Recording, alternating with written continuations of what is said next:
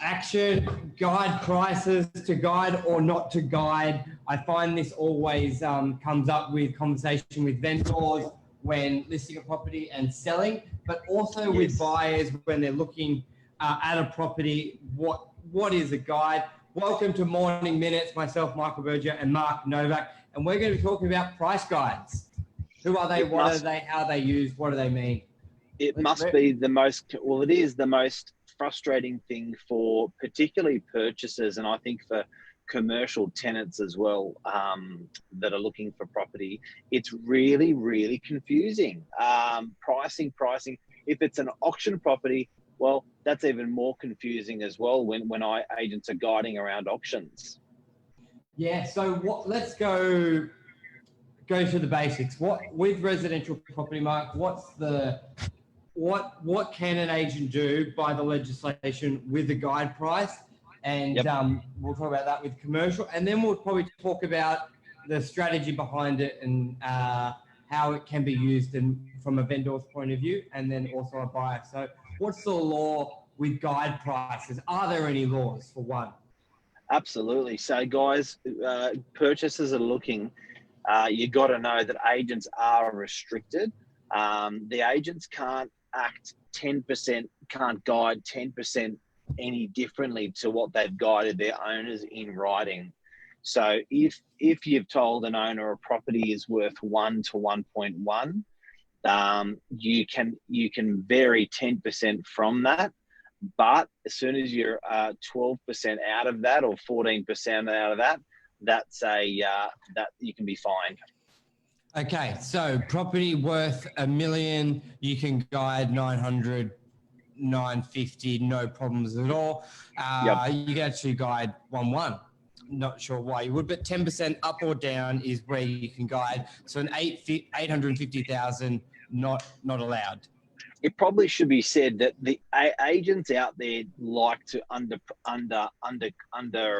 quote, and the reason they like to underquote is because it generates more people through the property, but that also generates false expectations, and that's why it's such a problem in the industry. Because as us agents want to underquote more so we can generate more, but then it's misleading people more, pissing people off more. So it's a problem. Yes, and that's why they brought in that 10% range, because that wasn't always there, was it? That rule of 10%. That's only come in the last probably 3 years. And that was off the back of, let's say a property's worth 1.2. Let's say if a property's worth 1.2, you guide 1.1, and you would have 10 people at the open home. What a lot of agents were doing, they would guide 900,000 with the expectation to get 20 people to the open home, thinking this property was phenomenal value, underpriced. They would have 20 people there, and then they would just simply say, "We've got so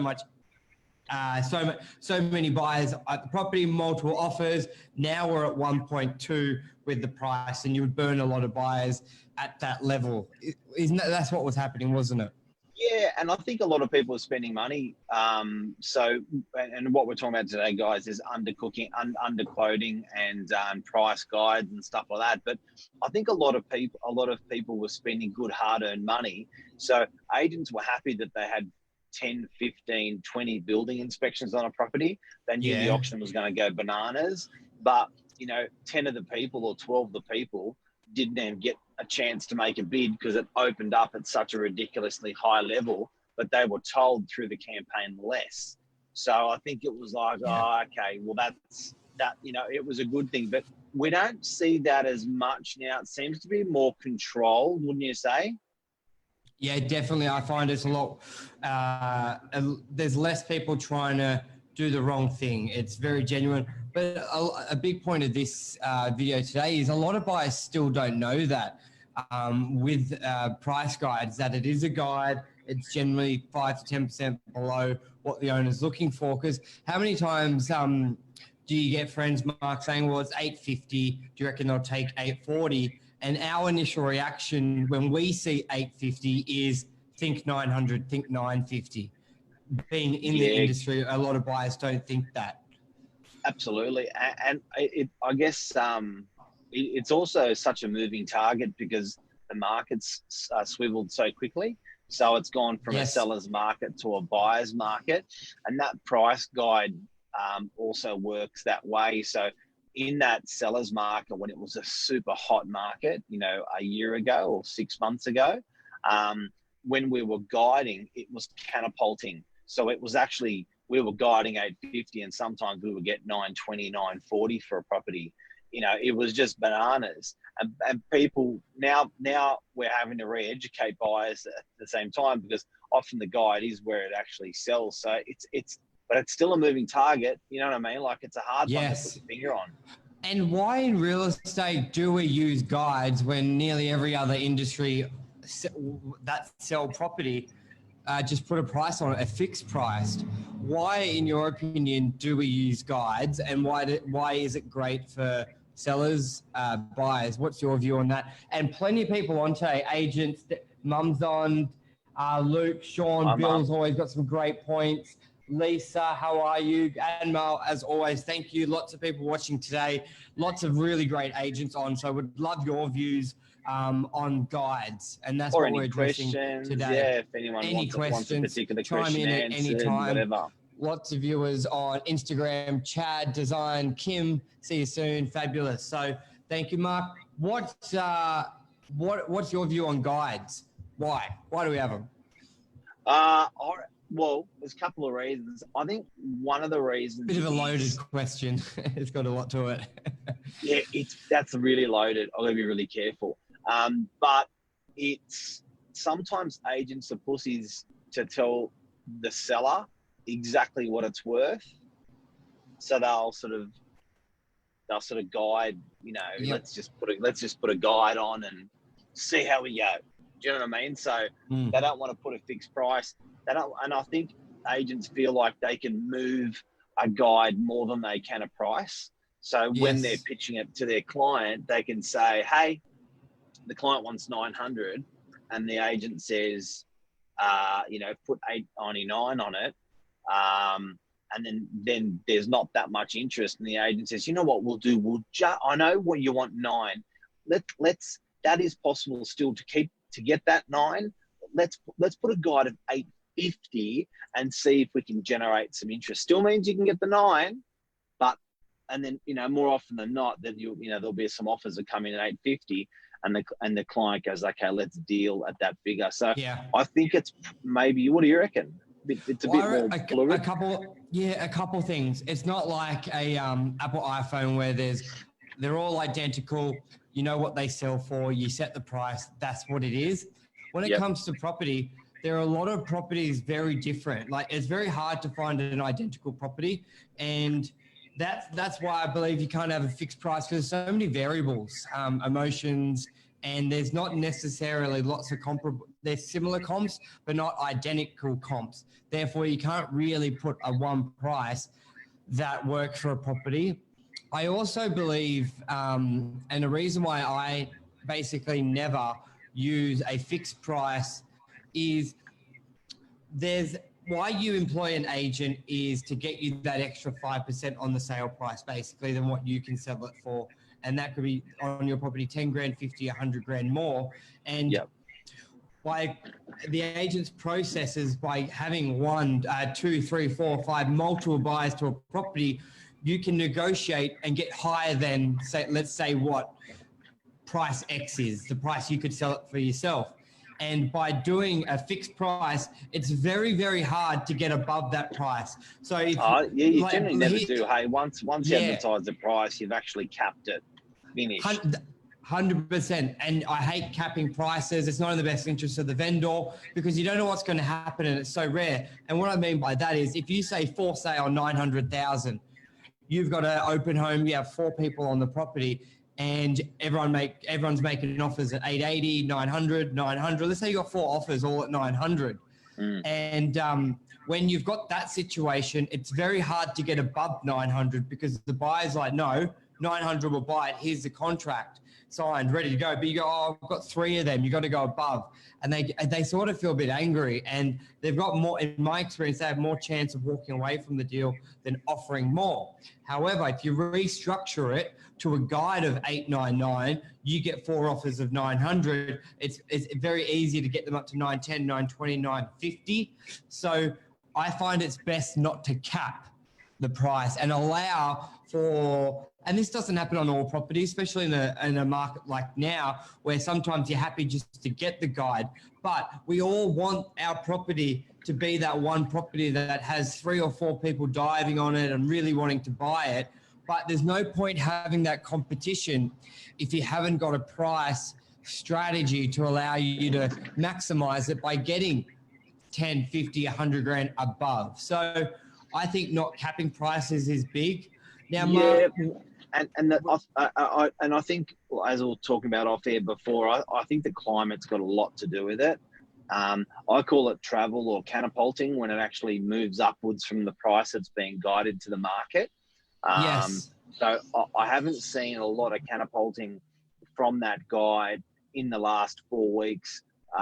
You know, and it's funny to be talking about the market in weeks or days rather than, you know, years or We months. normally do quarters or sector, like quarters, don't we, Mark? Yeah.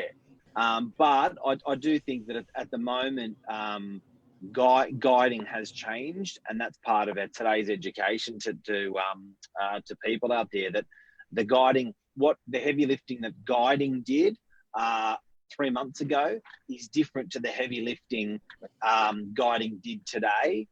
It's working differently, and I reckon as a consumer, you may even find that there's more often than not that it's going to be going under the guide than over the guide in the last 4 weeks.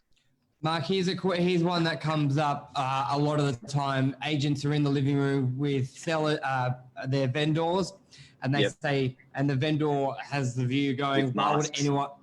Yeah, with mask. The vendor, you say, let's guide. You say appraised it at 850 to let's say 950 or $1,050,000, and you go to vendors, let's guide 899, really attractive price, and the vendors are a little bit like, who would pay above 899? That's what it's for sale. No one would pay above that. Let's guide 999 sort of thing. And so how do you address that? And I'd love to hear people's views where you've got that vendor which basically doesn't believe people pay above the guides, and you're coming from an agent's point of view where you're like, everyone pays above the guide. They pay the guide or above. That's normal. But when you're looking at every other industry and how things are sold, it's a fixed price and you don't pay above it. How do you convey that to owners that it's a price strategy and you can get above guide? Like, why would a buyer pay above a guide? This is great dialogue for a purchaser to get in the minds of sellers and agents. But when we are, say it's a 950 property, yes. What I say to an owner is, look, you know, you've got a couple of choices, and everything sells off that old 99 trick. So 99 cents is much more attractive than $1. So it's always that 99. You know, it's not $1.01, it's 99. Yeah. So what we actually do is, if we can have it at a price point where there's more purchases that are coming through, that allows it to be more of a hot property. It allows more offers to come in. It allows a better quality negotiation. So what I and being in the living room, being opposite the client, is I would say, look, I know you really want 950. If we price this at a guide at 899, what's going to happen is we're going to generate the ideal market, which is going to be that 925 to 975 buyer. They're going to come. That's the market that you want. But we're also going to generate that sort of 875 to 925 buyer through the property. So we're actually going to get the likely punters we're going to get through, and then also we're going to get the people that are underneath that actually don't have the budget for your property, but could. Because how many times you go out to buy something, you end up spending a touch more than you actually wanted. So we're getting those. So it's doubling the amount of interest in the property, but it's not doubling the advertising bill. Yes. It's not advertising, they're advertising the bill. So, say that 925 to 975, we've got on our database 150 buyers ready to go, ready to purchase, approved, just want to find the right place. Well, we've also equally got another 200 people, there's more, for that style of property at 875 to 925. So let's get through both of those groups and listen to what they have to say with offers, and let's see what they offer. And then if we've got 2 or 3 or 4 people offering at that guide, then we can put it to the people that have seen it. Guys, what's your walk away price? That's where you catapult. By building that competition. And so do you think it's almost like just common knowledge when you send the vendor, it's basically, it's common knowledge that a guide price is generally set a little bit below what it's worth as a starting point, not sort of like an end point, where in most, typically with buying most things, people set the price high and work down. Like if you look at cars, they set it at 60 grand and you go there, negotiate downwards. It's actually quite a unique sector where you're negotiating upwards. There's not many things that do that. I'm trying to think off the top of my head, where else do you see that? Yeah, that's a good call. I don't think guiding like we do, I don't think there's another industry that does that. Yes. But don't forget where I think there's a big part of doing this is managing expectations. I don't have to manage expectations when I'm selling my car because I own my car and I'm selling my car. Do you know what I mean? Like it's and like you mentioned, it's a known commodity. There's plenty of comparisons, so pricing it's a lot easier. So I think that because we have to manage a buyer's expectations and because we have to manage a seller's expectations, being a little bit fluid is frustrating for a purchaser. But I think being a little bit fluid helps actually anchor the deal without breaking hearts. Well, and also, I think if you think of the nature of when people sell anything, the person selling always wants a little bit more than what it's worth. And the person always, and that's fine. And the person buying always wants to get it for a little bit less.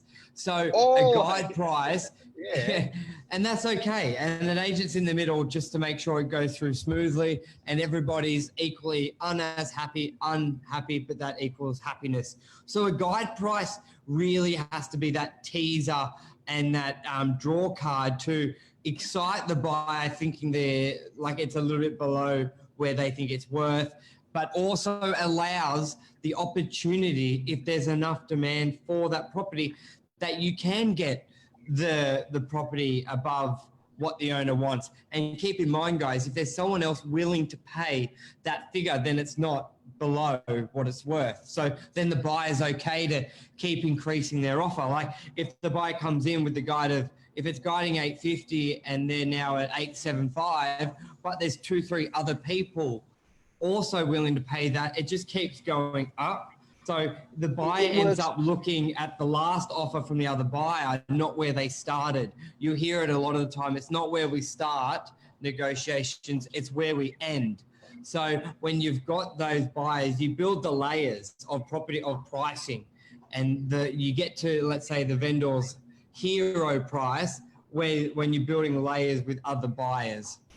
And you know what? The problem is there's always the cowboys, and that ruins it for everyone. So I think that, there's agents that are very good at running this process, the guiding process on an auction, and very good. So they're doing enough so they're generating buyers and interest, but they're not breaking the hearts of purchasers. Now, we are eyewitness in our area, particular agents that you roll your eyes back every time you see them price a property. You're like, seriously, man, like that is not what it's going to sell for.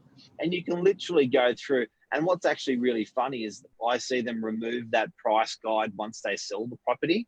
They actually don't show what they had. It's almost like, because we actually undercooked it too much. So, but this is what it's sold for. But I do have to say, look, there is the occasional auction, for instance, that just goes bananas. And it's like, rich to you, well done, Mr. Real Estate Agent, great campaign.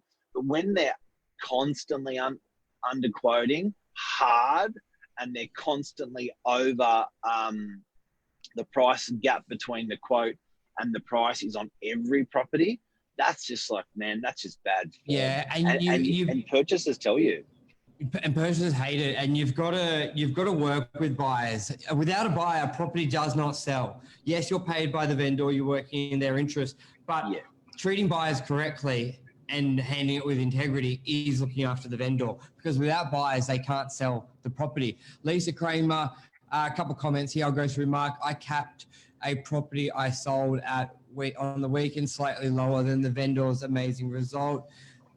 Did this, had no prior interest yet. So true. That's exactly what happens with vendors. So that was rounding the guides. And now what we have found with a lot of buyers in our market is that they want to negotiate down. So if you have a guide of 899, you'll get 850 offers. So vendors want to price it higher to allow for that room to negotiate. Okay, this is perfect scenario, because Mark, what ends up happening, and this is it's fair enough from the vendors from the outside to have that sort of thought pattern. I get it. They think if I guide 899 and people are coming 5% below, then 850. But it doesn't mean you can guide 1.9 and they'll go in at 1.5 and then offer you when it was worth 900. So what do you use here, Mark? In isolation, that works, but in competition, it doesn't work. We've always got to remember that pricing. So when that vendor is suggesting that we're going to go high, it's like, that's great. If you were the only 5-bedroom house in the marketplace, we could have that discipline, but we've still got to remain a price that actually buyers look at it and go, wow. Because the person who's actually going to do the transaction has most likely seen more than one property. They've most likely seen 20 to 30 properties before they make that decision. So when it comes to them coming through this property, Mr. and Mrs. Seller, we want to wow them with the property, and we want to wow them with the price. We don't want them to think, great property, 200,000 too much. Fact is, and this is something I can never understand, if a buyer sees 10 properties on a Saturday, they do not make 10 offers. Yeah, that's true. Let me go back on that. Yeah. Just to address that for a second, with vendors, you're either in the market or on top of the market with pricing.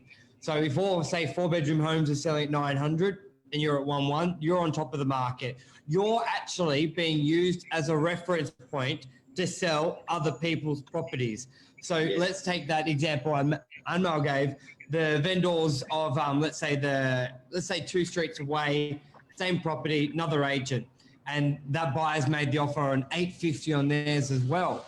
So this is going back to what you said, Mark. Make an offer on both. They've made an offer on Anmel's and they've made an offer on the other one. That vendor and that buyer, they're going to look at your property and go, they're asking 1.2. I can pick this up for 900. That's great value. I'm going to buy that one. So that happens also in that scenario if you do a price guide above where the market is. But also, you won't have that buyer to begin with. You have that guy that comes Saturday. He doesn't even come to your open home to get the offer because you're set above the market. So they look at the floor plan, they look at the photos, they go, nah, too much. Yeah, they're asking 1.1. Not even called the agent, not even. They won't even call. Nothing.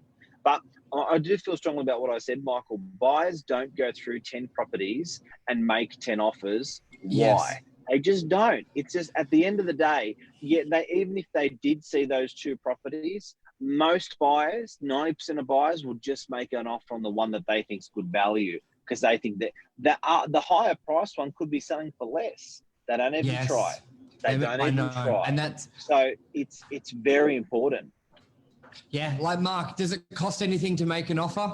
Is there any paperwork? What is it like? What? Absolutely free. It's the cheapest question you're ever going to ask. Yes. It's the cheapest question you're ever going to ask. It is free, and it may save you 50 grand.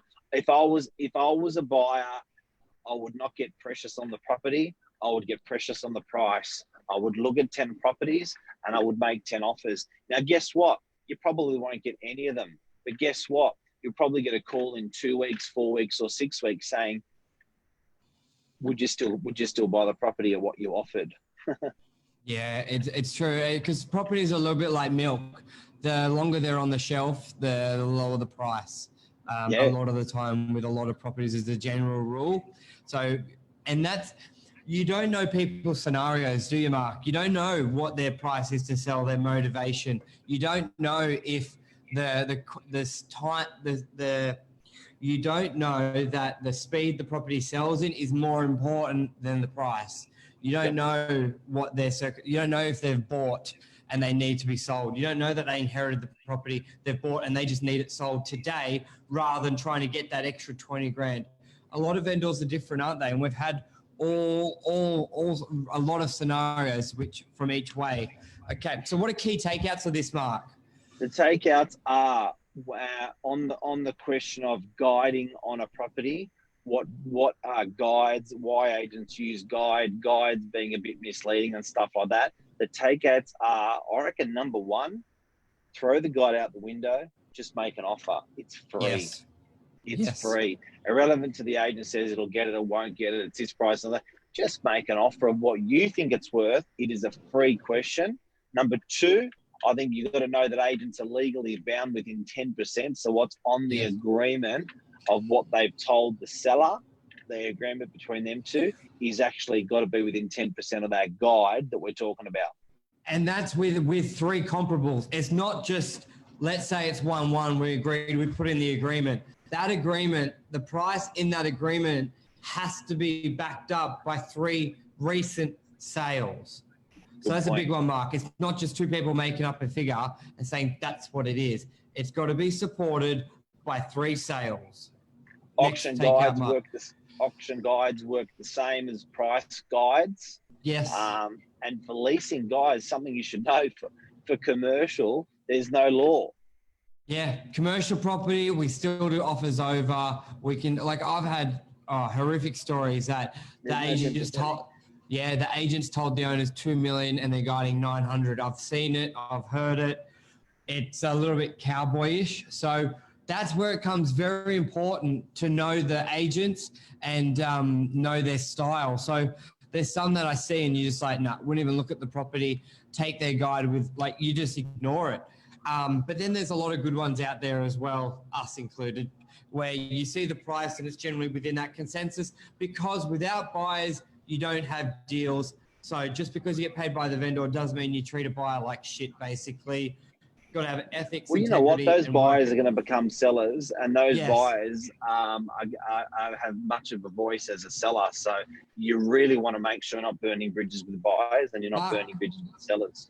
Perfect example, when we're doing a lot of our developments, the larger transactions where we're doing an EOI campaign, how often are buyers, they don't want to participate in the EOI campaign because so many other agents run it with no integrity and screw the buyer around. They basically say, submit your form by this date and we'll go through a process, but then you find out it's just been sold. And you're like, what are you talking about? You said we had 30 days to submit it and you've sold it. Like, they don't run it with integrity. Therefore, when that buyer looks at another development through them, they don't even look at it, because when you're buying, especially development properties, there's a lot of third-party evidence you need, zoning council meetings. You need to know what you can build there before you go ahead. So there's a lot of due diligence, and you rely on that agent giving you that time to do the due diligence to get the best price for the property. So I've had it multiple times where buyers won't even inquire on a property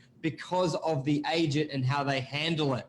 And you may think, especially with commercial property, Mark, unlike sometimes residential where that buyer may just bite their tongue, deal with the agent they don't like because they really want the property. A lot of time in commercial, if they don't like the agent, regardless how good the property is, they won't do it, because when you're doing due diligence, it can cost you 5 grand, 10 grand, 20 grand to do all the support. And if it gets sold under your feet, like, you just don't even bother. So the integrity in how a buyer and an agency handle it can be the difference between even getting an inquiry. So Don't underestimate guides. Do not underestimate the process from an agent's point of view and the value to a vendor and the ease for a buyer. Hip, hip. That's a take. Hip, hip. That's a take. Thank you, everyone, for watching. We're going to be sharing this with our podcast everywhere on all the profiles tonight, Monday night. We've got news at 8 o'clock. Tonight we got a big one at news. We got one of the biggest compliance trainers in the country talking about what the secret mistakes that agent makes. No names. But this is the lady that actually, when you're in trouble, people call up and say, "Hey, have I done something wrong?" And she sorts it all out. So she's going to have some What's compliance? For us. What is it? Compliance. Love you guys. Take care. Thank you, everyone, for watching. Cheers. Ciao. Bye. Bye.